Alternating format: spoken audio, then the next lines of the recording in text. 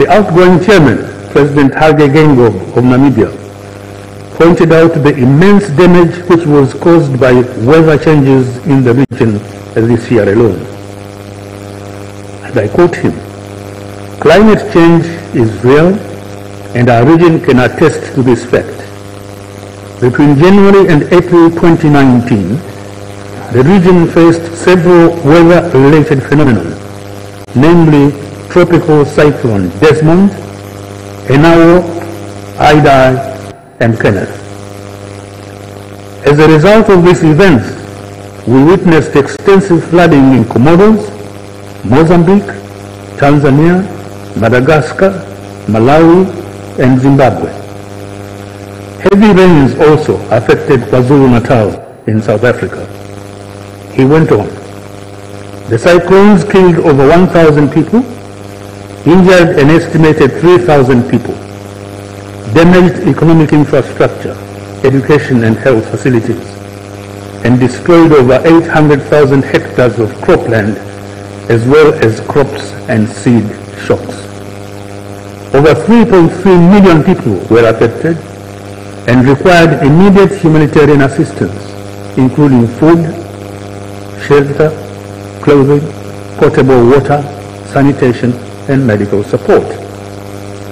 In addition, he went on, "Below average rainfall and prolonged dry spells resulted in reduced agricultural production, thus negatively affecting pasture and livestock, as well as water supply for human and other users.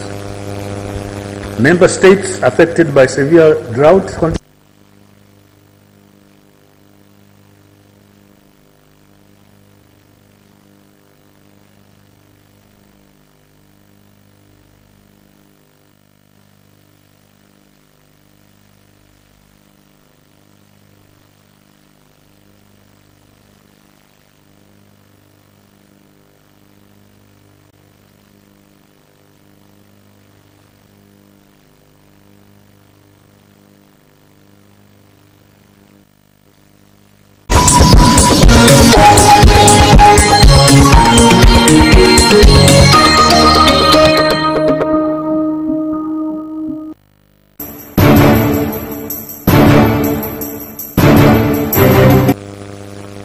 Record low temperatures in temperate and cold parts of the world, in the northern and southern hemispheres, have been accompanied by frequent natural disasters.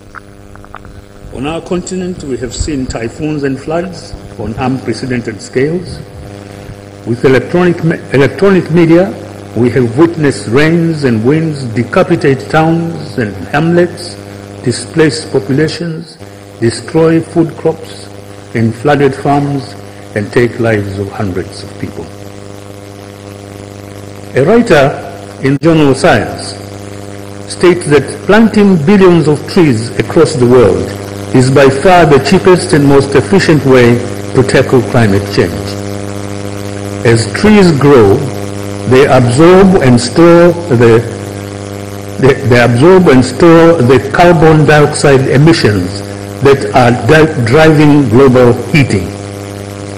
New research estimates that worldwide tree planting programs could remove 2/3 of all the emissions that have been pumped into the atmosphere by human activities. A mind-blowing figure, according to the scientist. The July Analytical Review in Science calculated how many additional trees could be planted globally without encroaching on cropland or urban areas. It found that there are 1.7 billion hectares of treeless land on which 1.2 trillion native trees, saplings, would naturally grow.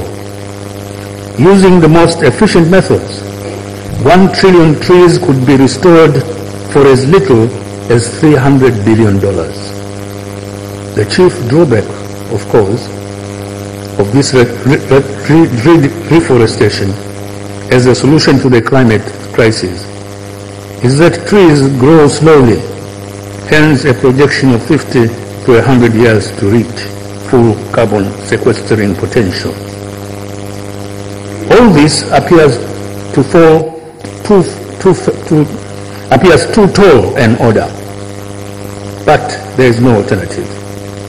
We must arouse an inflated interest by government, the general public, and environmental activists on the worsening climate impacts and remedial measures.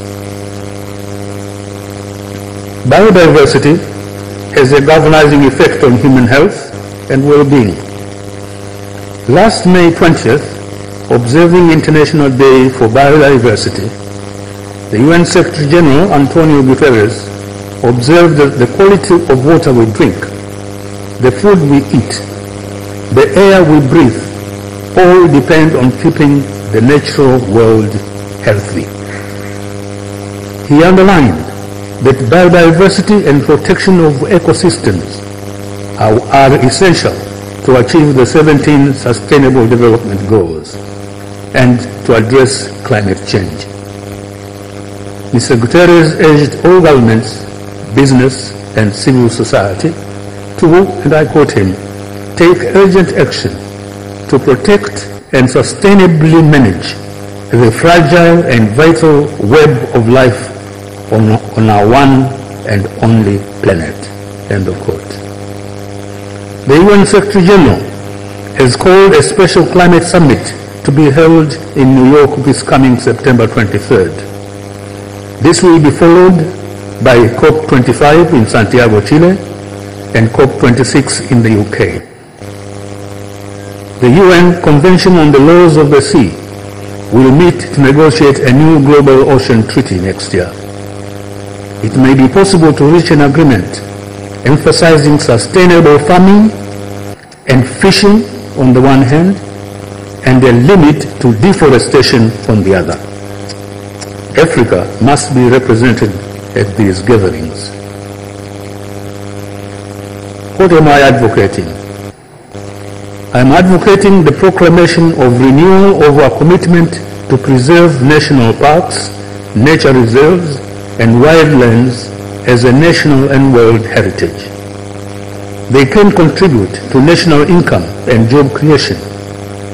Encroachment should not be entertained or accommodated, but also flora and fauna are important factors to realizing national development operations. Communities must be incorporated in the programs for sustainable management of forests, and carbon credits therefrom should devolve to their benefit. The UN program for deforestation and forest degradation should devolve incentives to them for adaptation to land use in financial terms. Government and communities must collaborate always in the introduction of climate-sensitive agriculture and sustainable energy solutions. Communities must be sensitized and empowered to secure their water resources. Water user associations must be encouraged, so also must be rainwater harvesting. The population must be conscientized to the reality that development is not someone else's concern.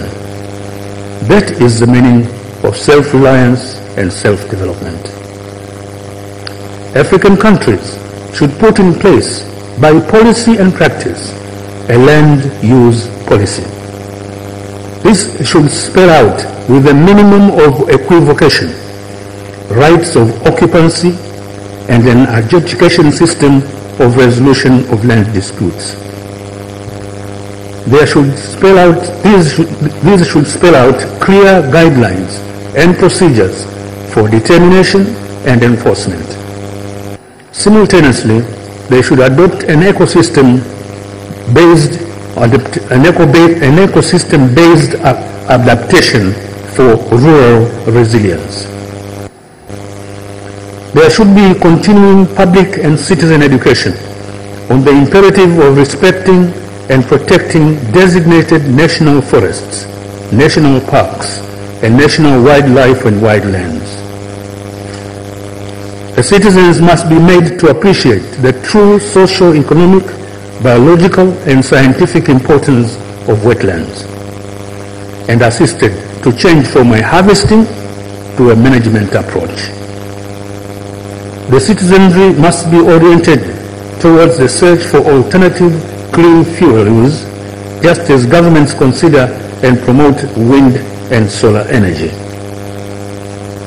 Countries must embark on programs of reforestation and educate the populace on the importance of reversing land degradation and renewing degraded ecosystems.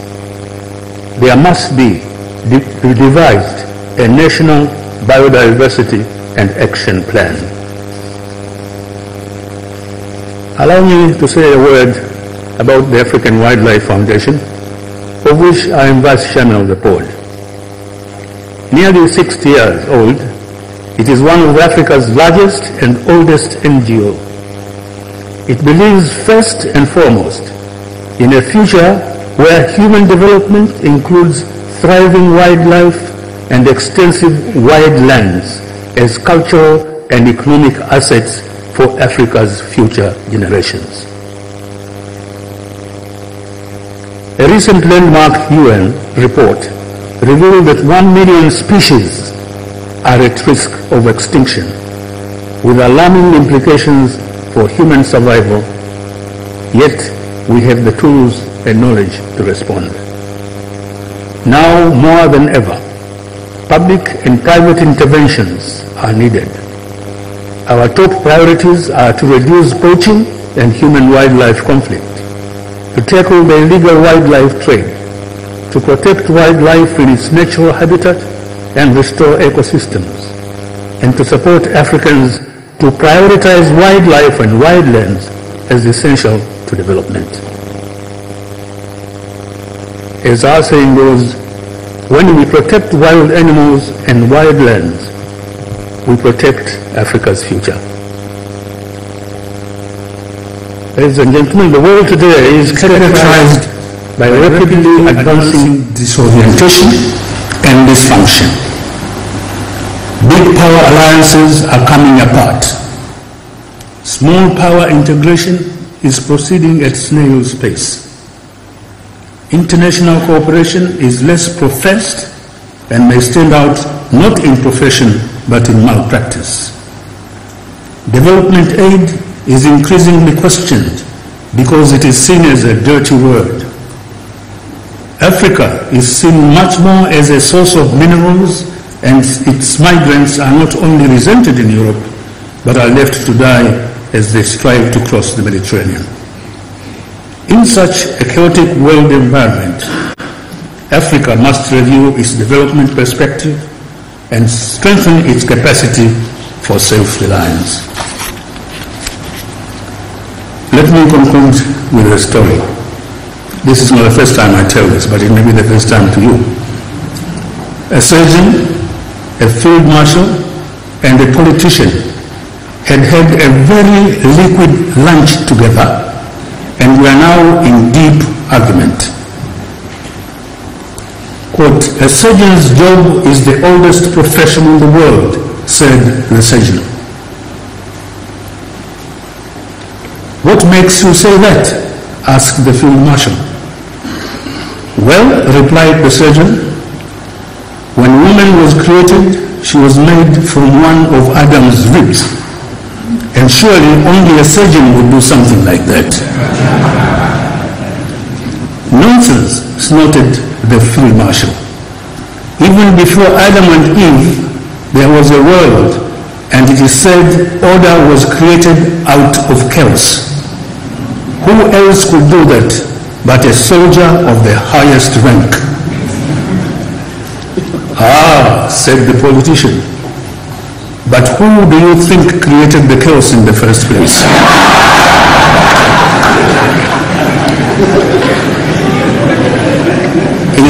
It is to Africa's politicians that we must look for the sorting of our land degradation and climate change chaos. Thank you for your attention.